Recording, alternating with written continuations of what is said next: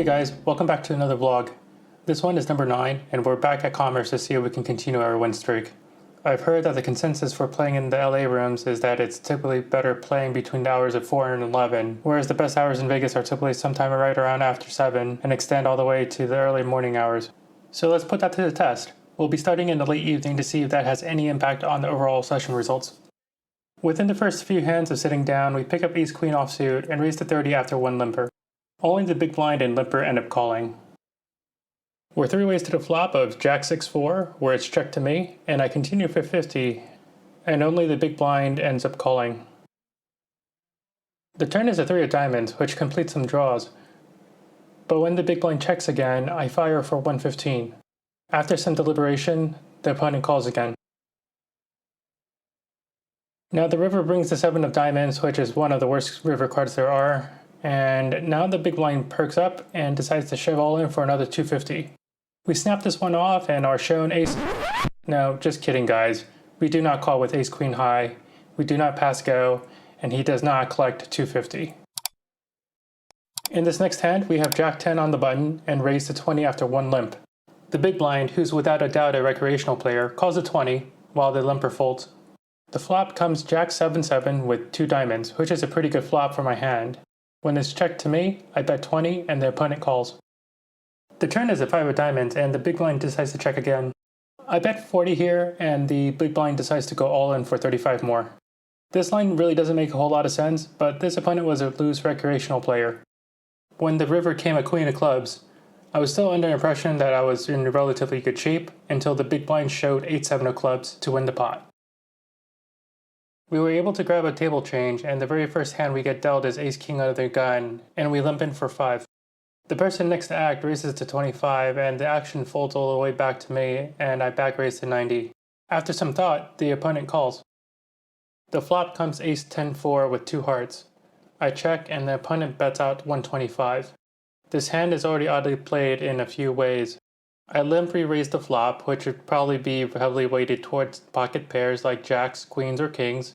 And once I check it over to him, this is a way ahead or a way behind spot. At the moment, I was a little surprised the opponent decided to bet out 2/3 pot, but this makes my decision much easier as I check jam the flop for roughly 300. The opponent quickly calls and the board runs out with 2 queens. We flip over ace-king and we're good against ace-jack. At this point, it's nearly 11 p.m. and I had a sense a ton of people were playing lockdown poker in preparation for heading home. No one seemingly wanted to get into any sizable pots unless they had the best of it, and it led to some pretty uneventful passage of time.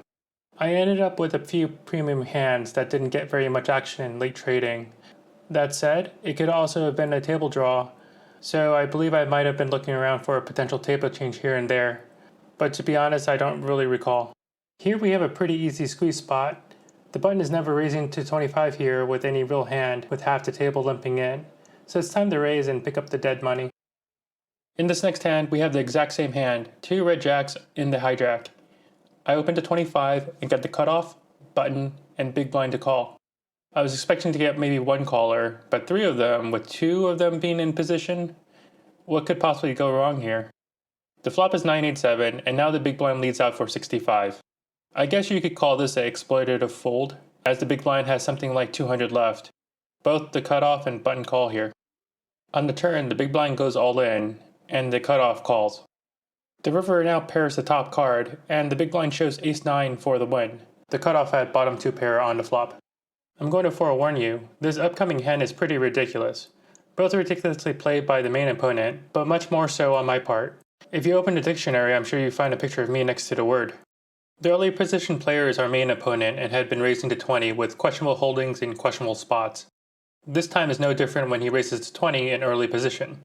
The cutoff, myself, and both blinds call. We start off with action already in progress on the flop, which is jack 4-3 with 2 hearts. Action checks all around. The turn brings a 6, which gives us a set, and when the big blind leads out for 45, the original raiser and cutoff call. I now raise to 125 and the big blind calls. The original raiser now back raises all in for 525. At this point, it's somewhat of a coin toss of what this guy has, but in retrospect, this is probably a fold more so than a call. While it's sort of suspect if he does have a straight here, He's reshoving on 3 different opponents and it's likely he just has it. The cutoff gets out of the way and I'm the only caller. The river comes to blank and the opponent now pauses and seems reluctant to show his hand. I ask him if he has something good, because if he doesn't, I don't necessarily want him to show if he doesn't want to. Instead, he slow rolls the nuts on the board and gives me one of those arrogant flares at the table. I wrap the table and just tell him nice hand. I think karma catches up to everyone at some point, and this is no exception. For the last hand on day 1, we find ourselves with Queen Jack in the big blind. Middle position raises to 15, the button calls, and I also call. We're 3 ways to the flop of 10-9-7 and action checks to the button who bets 40. I call and so does the initial raiser. The turn is an ace of spades, and now the button bets 55, and I fold for a few reasons, including the fact that the initial raiser has only about 115 left and is likely just to go with it. He does end up shoving and the button calls. The river was the king of diamonds, so we would have gotten there. The button shows an 8 for a missed straight draw, while the initial raiser shows ace-7 for 2 pair. Let me know down in the comments whether you would have called the turn or you would have folded. We wrap up day 1 roughly even for the day. We get started on our day 2 session at around 9 p.m. and get sat down at a brand new 5-15 game. In this first hand, we're in early position and raise to 35 and get called in 3 spots. The flop is king 5-4 with 2 hearts and the action checks around. The turn is a 2 of hearts and now the big blind leads for 100. I call and the other 2 players fold. The river is a 6 of clubs and now the big blind bets 225. I call pretty quickly and see the bad news when he shows king deuce. On the topic of swinging and missing, we have pocket 8s here in the cutoff, and when the hijack opens to 30, I call along with the button and the small blind. The flop is ace-9-9 and the cutoff continues for 75 and the rest of us fold. Slow start, slow night. Sometimes the right play is to manufacture pots. In this next hand, the cutoff was a person of interest, and when she opens to 25 here, I decided to isolate with a button raise of 85 with jack 7 off. She ends up calling and we're off to see a flop.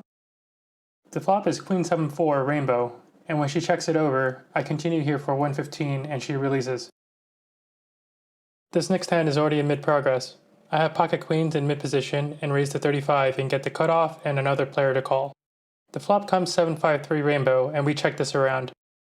The turn brings the 2 of clubs, and I lead for 55 and just the cutoff calls. The river is another 2, and I bet 85. The cutoff shows his misdraw to his friend and then folds. In this hand, action folds all the way to the button, who decides to open for 35. The small blind folds, and for once it would be great to get aces in the big blind since he's been picking on my big blind a lot tonight. Both the folks at YouTube and Brad tell me that if enough of you smash that thumbs up button and subscribe to this channel on the count of 3, my wish might just come true. 1, 2, 3. Hey, it worked! We take our pocket aces and raise to 85 and the button calls. The flop comes 7-3-2 with 2 diamonds and I continue for 100 and the button ends up folding.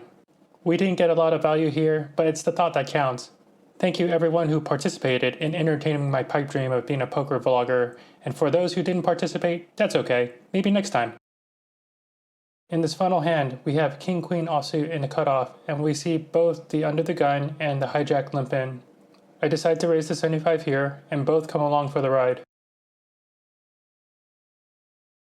The flop is queen 10-6 with 2 spades, and when action checks to me, I bet 125, and not so surprisingly, both players end up calling. The turn is a 4 of spades, and this time the hijack decides to lead for 175, which makes sense here. I end up calling and the other player folds. The river comes at 3 of clubs, and the hijack continues his story for 470. Under normal circumstances, I'd probably consider a fold against a solid 5-10 pro, but in this case, this guy was capable. He looked and played just like the younger version of Van Tran at the 2012 World Series. I was actually in a pickle. Capable player, and I realistically only have a bluff catcher here. I end up talking to the guy for a few moments. I think I'm not going to put another $1 into this pot. After putting it together, I toss in chips for a call, and we pick off this bluff as our opponent shows 9-8 offsuit for a missed draw. We rack up shortly after and call it a day in the office. Here are this weekend's session results. We were in for 1500 and out for 2820 for a net of 1320 over 16 hours.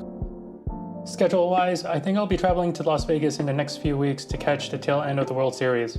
I will likely be in town towards the end of November, so expect some additional Vegas vlogs coming up. For more up-to-date posts and any questions pertaining to this channel, poker, or just to say hi, you can follow me on Instagram at OnLifeTilt. I'll leave a link in the description below. Thanks again for joining me on another poker vlog.